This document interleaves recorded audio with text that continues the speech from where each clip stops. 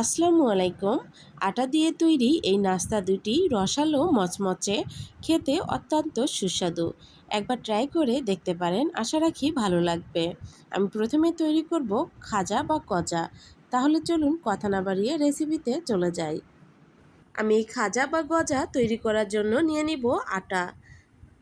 আমি আটা নিয়ে নিচ্ছি 1.5 কাপ পরিমাণ।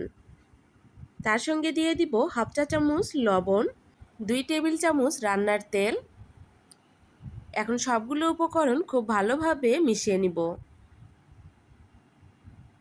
ভালোভাবে মেশানো হয়েছে কিনা তা বোঝার জন্য একটু নিয়ে দলা করব এবং দলাটাতে একটু চাপ দিব, দেখব ঝুরি ঝুরি হয়ে পড়ে কিনা।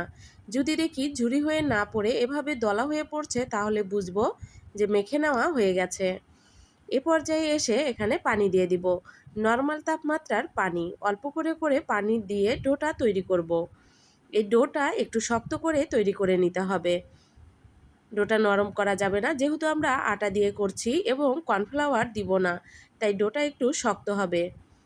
ডোটা আমার পারফেক্টলি রেডি। ডোটা কিন্তু নরম হয়নি, একটু শক্ত আছে। এ পর্যায়ে ঢাকনা দিয়ে ঢেকে রেখে দিব 5 মিনিটের জন্য। ফিরে এলাম 5 মিনিট পর। 5 মিনিট পর দেখিয়ে দিচ্ছি, ডোটা কিন্তু শক্তই আছে, নরম হয়ে যায়নি। এখন ডোটা থেকে ছোট ছোট লিচি কেটে নিব। রুটি তৈরি করার জন্য আমি এখানে 5টা লিচি কেটে নিচ্ছি। এখন একটি নিয়ে এভাবে মুড়িয়ে রুটির শেপ দেওয়ার জন্য বল তৈরি করে নিব।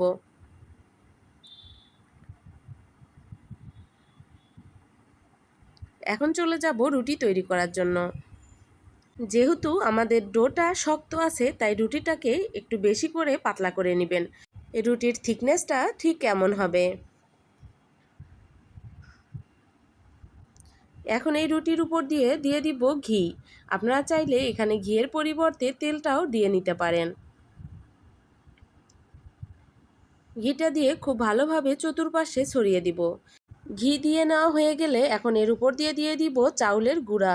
চাউলের গুঁড়াটা কোনোভাবেই দানাদার হওয়া যাবে না, তবে এই ক্ষেত্রে আপনারা ময়দা দিয়েও এটা করে নিতে পারেন। তবে সেই ক্ষেত্রে ডোটা আরও বেশি শক্ত করে করে নিতে হবে এবং তেলের উপর দিয়ে ময়দাটা বেশি পরিমাণে দিয়ে তাড়াতাড়ি করে রুটিগুলো পেঁচে তারপর নাস্তাটা ভেজে নিতে পারেন।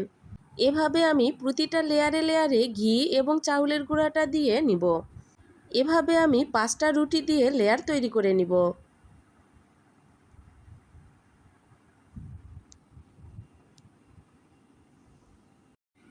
প্রতিটা লেয়ারে ঘি এবং চাউলের গুঁড়াটা দেওয়ার পর এভাবে আলতো হাতে আরেকটু বড় করে বেলে নিব। তারপর উপর দিয়ে আরেকটু চাউলের গুঁড়া দিয়ে দিব এবং এভাবে এক পাশ থেকে ধরে এভাবে ঘুরিয়ে পেঁচিয়ে নিব এবং এ পাশটা খুব ভালোভাবে ছিল করে দিব। এখন একটি চাকুর সাহায্যে এভাবে ছোট ছোট করে কেটে নিব। তারপর এখান থেকে নিয়ে আলতো হাতে এভাবে একটু বেলে নিব। একইভাবে আমি সবগুলো খাজার শেপ দিয়ে নিব। আমার সবগুলো খাজার শেপ দিয়ে নেওয়া হয়ে গেছে। এখন আমি ভাজতে চলে যাব। ভাজার জন্য চুলায় প্যান বসিয়ে পর্যাপ্ত পরিমাণ তেল দিয়ে নিয়েছি। তেলটাকে গরম করে নিয়েছি, তবে খুব বেশি গরম অবস্থায় খাজাগুলো ভেজে নেওয়া যাবে না। খাজাগুলো দেওয়ার পর যখন দেখবেন এভাবে হালকা বুদবুদ তৈরি হচ্ছে, তখন বুঝবেন যে আপনার তেলের গরমটা পারফেক্ট আছে। এ পর্যায়ে খাজাগুলো দেওয়ার পর এভাবে কাঁটা চামচের সাহায্যে এবং আরেকটি চামচের সাহায্যে তেলটা উপর দিয়ে ছিটিয়ে তারপর একটু খুঁচিয়ে খুঁচিয়ে শেপগুলো ঠিকঠাক করে নিতে হবে। চুলার আগুনটাকে অবশ্যই লো ফ্লেমে রেখে খাজাগুলোকে ভেজে নিতে হবে। চুলার আগুনটাকে বাড়িয়ে খাজাগুলো ভেজে নিতে যাবেন না, তাহলে কিন্তু ভিতরে কাঁচা থাকবে এবং উপরটা মচমচে হবে, তখন আর খেতে ভালো লাগবে না। খাজাগুলো ভাজতে একটু বেশি সময় লাগে, তাই একটু ধৈর্য ধরে খাজাগুলো ভেজে নেবেন। এভাবে অনবরত নেড়ে চেড়ে খাজাগুলোকে ভেজে নিব। আমার খাজাগুলো ভেজে নেওয়া হয়ে গেছে। এখন আমি খাজাগুলো উঠিয়ে নিচ্ছি। খাজাগুলো নামানোর আগে চুলার আগুনটাকে বাড়িয়ে দিবেন, তাহলে খাজার ভিতর যে অতিরিক্ত তেলটা প্রবেশ করে সেটা চলে যাবে।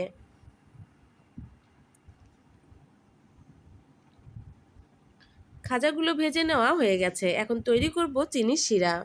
চিনি শিরা তৈরি করার জন্য আমি এখানে 1 কাপ চিনি নিয়ে নিচ্ছি, তার সঙ্গে নিয়ে নিলাম 1 কাপ পরিমাণ পানি এবং দিয়ে দিব একটি সাদা এলাচ মুখ ফাটানো। এখন চিনি শিরাটা কিছু সময় জাল করে নিব। একটুখানি হাতে নিয়ে দেখব যে একটু আঠালো আঠালো হয়েছে কিনা। তবে এই চিনি শিরাটা একতারা করে নেওয়ার প্রয়োজন নেই, শুধু আঠালো আঠালো হয়েছে কিনা তা বুঝে চুলাটা বন্ধ করে দিবেন। আমার চিনি শিরাটা আঠালো হয়ে গেছে, এখন আমি বন্ধ করে দিচ্ছি। তবে চিনি শিরাটা অবশ্যই কুসুম গরম অবস্থায় থাকতে হবে। চিনি শিরা যখন কুসুম গরম অবস্থায় ফিরে আসছে, ঠিক সেই পর্যায়ে এখানে দিয়ে দিব খাজাগুলো।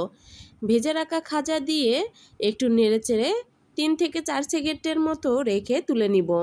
খুব বেশি সময় চিনি শিরার ভিতর রেখে দেওয়ার প্রয়োজন হয় না। একইভাবে আমি সবগুলো খাজা চিনি শিরাতে ভিজিয়ে নিব। দেখুন চিনি শিরাতে ভিজে নেওয়ার পর খাজাগুলো কতটা লোভনীয় হয়েছে এবং কতটা সুন্দর হয়েছে। এখন তৈরি করব কামরাঙ্গা পিঠা। এই পিঠাটাও আমি তৈরি করব আটা দিয়ে। এটাও হবে মুচমুচে রসালো একটি পিঠা। তাহলে চলুন রেসিপিতে চলে যাই। পিঠাটা তৈরি করার জন্য এখানে নিয়ে নিলাম 1 কাপ পরিমাণ আটা। আজকের পিঠাটা আমি আটা দিয়েই তৈরি করব। আপনারা চাইলে এখানে ময়দাও নিতে পারেন। এখন আটাটাকে ভালোভাবে চেলে নিচ্ছি যেন এর ভিতরে যে দানাদারটা থাকে সেটা বের করে নেওয়া যায়। তারপর এখানে দিয়ে দিলাম হাফ চামচ পরিমাণ লবণ এবং তার সঙ্গে দিয়ে দিব 2 টেবিল চামচ পরিমাণ রান্নার তেল অর্থাৎ সয়াবিন তেল। এখন সবগুলো উপকরণ খুব ভালোভাবে মিশিয়ে নিব। মেশানো হয়ে গেলে দেখতে ঠিক এমন হবে। আমার মেশানো হয়ে গেছে। পিঠার ডোটা তৈরি করার জন্য আমি এখানে লিকুইড তৈরি করে নিব। সেই লিকুইডটা তৈরি করার জন্য নিয়ে নিলাম একটি ডিম এবং তার সঙ্গে দিয়ে দিব 1/4 কাপ পরিমাণ দুধ। আগে থেকে জাল করে রাখা দুধটা নর্মাল তাপমাত্রার। এখন দুধ এবং ডিমটাকে খুব ভালোভাবে ফেটিয়ে নিব। ফেটানো হয়ে গেছে।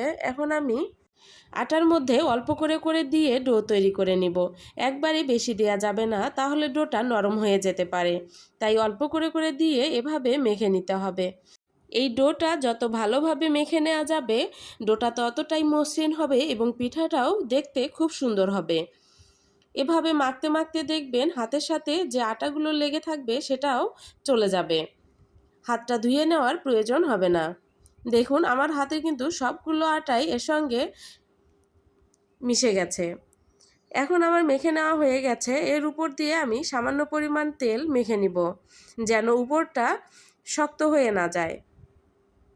মেখে নিয়ে ঢাকনা দিয়ে ঢেকে রেখে দিব 10 মিনিটের জন্য। এই 10 মিনিটে চিনির একটি ঘন শিরা তৈরি করে নিব। চিনির ঘন শিরা তৈরি করার জন্য আমি এখানে হাফ কাপ চিনি দিয়ে দিলাম, তার সঙ্গে পানি দিয়ে দিব 1 কাপ পরিমাণ। অর্থাৎ আপনি চিনি যতটুকু নেবেন তার দ্বিগুণ পানি নিতে হবে। তারপর এখানে 2 চামচ পরিমাণ ভিনেগার দিয়ে দিলাম। ভিনেগারটা দেওয়ার কারণ হলো চিনির শিরাটা ঠান্ডা হওয়ার পর আর জমাট বেঁধে যাবে না। এভাবে এভাবে অনবরত নেড়েচেড়ে 5 থেকে 6 মিনিট জাল করে নিয়ে ঠান্ডা হওয়ার জন্য রেখে দিব। এদিকে আমাদের ডোটাও কিন্তু সেট হয়ে গেছে এই 10 মিনিটে। এখন আমি দেখিয়ে দিচ্ছি 10 মিনিট পর ডোটা কতটা সফট হয়েছে। দেখে নিশ্চয়ই বুঝতে পারতেছেন যে বেশি নরমও হয়নি আবার শক্ত হয়নি। এখন আমি এখান থেকে ছোট করে লিচি কেটে নিচ্ছি। আমার 4টা লিচি তৈরি হয়েছে। এখন আমি এখান থেকে নিয়ে একটু মুড়িয়ে নিব রুটির শেপটা দেওয়ার জন্য। এভাবে ধরে পেঁচিয়ে একটি গোল শেপ দিয়ে নিব। এতে করে রুটিটা দেওয়া সুবিধা হবে।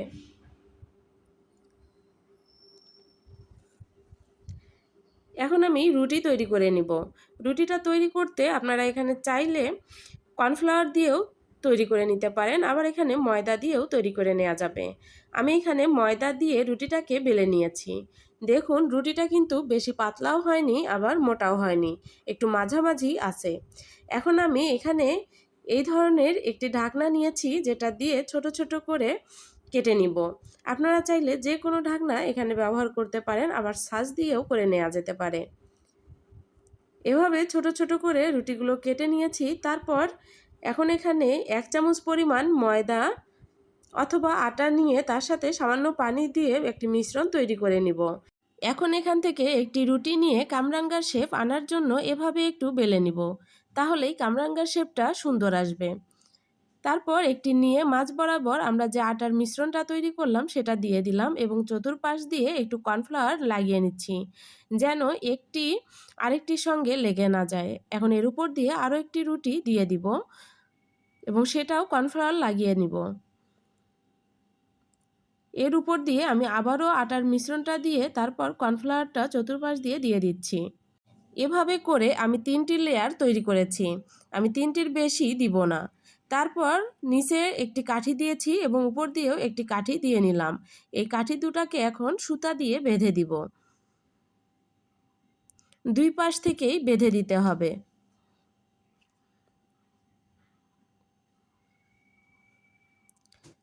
সুতাগুলোকে কেটে নিতে হবে। কর্নফ্লাওয়ার দেওয়ার কারণে একটার সঙ্গে আরেকটা লেগে যাবে না। দেখুন ঠিক এভাবে থাকবে এবং ভাজতেও সুবিধা হবে। আমি সেম পদ্ধতিতে সবগুলো তৈরি করে নিয়েছি। এখন ভাজার জন্য চলে যাব। চুলায় কড়াই বসিয়ে পর্যাপ্ত পরিমাণ তেল দিয়ে নিয়েছি। তেলটাকে হালকা গরম করে নিয়েছি। খুব বেশি গরম অবস্থায় পিঠাগুলো দেয়া যাবে না, তাহলে পিঠাগুলো উপর থেকে কালার চলে আসবে, ভিতরে কাঁচা থাকবে, তখন আর ক্রিস্পি হবে না। তাই চুলার আগুনটাকে মিডিয়াম টু লোয়ের মাঝামাঝি রেখে পিঠাগুলোকে ভেজে নিতে হবে এবং একটি চামচের সাহায্যে এভাবে একটু ছড়িয়ে নিতে হবে, তাহলে কামরাঙ্গার শেপটা খুব সুন্দরভাবে চলে আসবে। একবারে 2টা 3টা করে দিয়ে ভেজে নেওয়া যাবে না, তাহলে কামরাঙ্গার শেপটা ভালো আসবে না। এভাবে অনবরত নেড়েচেড়ে যখন হালকা ব্রাউন কালার চলে আসবে ঠিক সে পর্যায়ে নামিয়ে ফেলবো। খুব বেশি লাল করে ফেলার প্রয়োজন নেই। একই পদ্ধতিতে আমি সবগুলো পিঠা ভেজে নিব। সবগুলো পিঠা ভেজে নেওয়া হয়ে গেছে। এখন আমি যে চিনির শিরাটা তৈরি করে রেখেছিলাম সেই চিনির শিরার ভিতর দিয়ে দিচ্ছি, দিয়ে কিছু সময় নেড়েচেড়ে উঠিয়ে নিব। এভাবেই আমি সবগুলো পিঠা চিনি শিরার ভিতর দিয়ে তুলে নিয়েছি। এখন এখান থেকে কাঠিগুলো বের করব। কাঠিগুলো বের করাও খুব সহজ, খুব ইজিভাবেই বেরিয়ে আসবে। এভাবে এক পাশ থেকে সুতাটা টেনে আরেক পাশ থেকে কাঠিগুলো টান দিলেই চলে আসবে। এখন এই পিঠাগুলো খাওয়ার জন্য একদম রেডি। আশা করি আজকের রেসিপি আপনাদের কাছে ভালো লেগেছে। যদি এই রেসিপি আপনাদের কাছে ভালো লেগে থাকে প্লিজ একটি লাইক দিবেন এবং পারলে রেসিপিটি শেয়ার করে দিবেন। সবাই ভালো থাকবেন। সকলের সুস্বাস্থ্য কামনা করে বিদায় নিচ্ছি। আল্লাহ হাফেজ।